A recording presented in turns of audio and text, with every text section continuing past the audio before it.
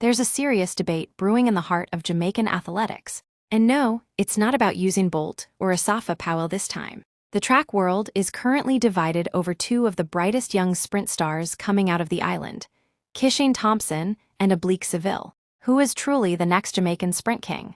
Is it the sleek, composed Oblique Siville, who has consistently represented Jamaica on the world stage? Or is it the silent assassin Kishane Thomson, whose rare appearances leave jaws dropping and clocks breaking? Let's break it down the only way we know how: raw, real, and with no sugarcoating. First off, Oblique Siville. The man has experience. He's been to the big leagues. He's faced off against the world's best: Noah Lyles, Fred Curley, Christian Coleman, you name it. He's been to the Olympics. He's been to the World Championships. And time again, he reaches the finals. He carries the weight of the Jamaican flag with pride and composure. Some call him the new Bolt, but is that title a blessing or a curse? See, Seville has all the tools: top-end speed, beautiful mechanics, and calm under pressure. But there's one question that keeps haunting him every season. Why can't he finish the job? Why does he always come close and never clutch the gold? He's like the final boss in a video game that never quite defeats the hero. He's got the potential, no doubt, but when it matters most, the delivery just isn't guaranteed. Now let's talk about the quiet storm, Kishane Thomson. This man isn't loud. He doesn't chase the media. He doesn't run every race, but when he steps on the track, it's fire, pure, undiluted fire. His 9.77 in Kingston, insane. And the worst part for his competitors is, he did it effortlessly. The man barely looked like he was trying. When Kishane runs, people start whispering, is this the next big thing? And not just in Jamaica, but worldwide. And that's the scary part. He's not just fast. He's naturally fast. He doesn't even have to run often. And yet, his personal bests are better than most top-tier sprinters. Some are saying if he just gets more races under his belt, more experience, more confidence on the international scene, he's unstoppable. So here's the real debate. Seville has the experience, the consistency, the medals, the name, the global recognition, but Kishane has the X factor, that rare, terrifying blend of raw talent, explosiveness, and mystery. We don't know what his ceiling is, and that makes him dangerous, very dangerous. But let's not pretend they're enemies. They're both Jamaican. They both want the same thing: to carry the legacy forward, to make their country proud, to remind the world that Jamaica still runs the 100m scene. And trust me, the competition between them is only pushing both to greatness. Still, if we had to crown one today, not based on media hype, not based on Instagram posts or world athletics rankings, but based on who has the deadliest potential to shake the world, my crown goes to Kishane Thomson. Why? Because he hasn't even fully tapped into his power yet. He's just getting started. And if a man can run 9.77 without even peaking, imagine what happens when he starts running consistently, when he gets his rhythm, when he gets on that global stage with confidence. It might just be a wrap for everyone else. But let's be real, it's not over for Seville either. He's still young, still hungry, still evolving. If he finally learns to finish strong, if he finds that killer instinct in the finals, we might have a Jamaican 1-2 finish at the Olympics for the first time in years. In the end, this rivalry is exactly what Jamaica needs. Two young lions sharpening each other, pushing limits, chasing greatness. And for fans like us, we're just lucky to witness it. So who's better, Oblique Siville or Kishane Thomson?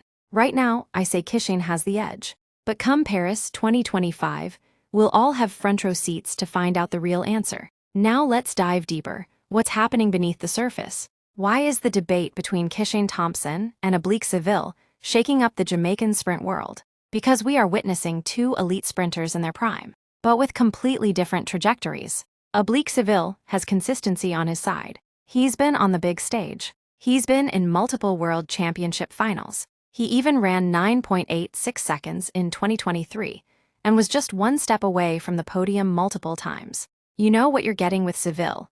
A man who will most likely make the finals and possibly sneak onto the podium if the stars align. But here's where it gets wild. Kishane Thomson is the wild card. He came out of nowhere in 2023 and dropped 9.91, 9.94, and most recently 9.77 at the Jamaican trials in 2024. Are you hearing this? 9.77, that's not just fast. That's world-class top 5 all-time fast territory. So what's the catch? Well, he hasn't done it on the global stage yet.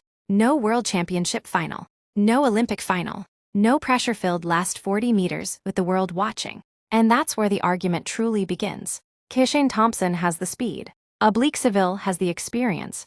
But what happens when you put them on the same track? Under the same lights, with the same pressure? Well, that's exactly what we saw at Jamaican trials.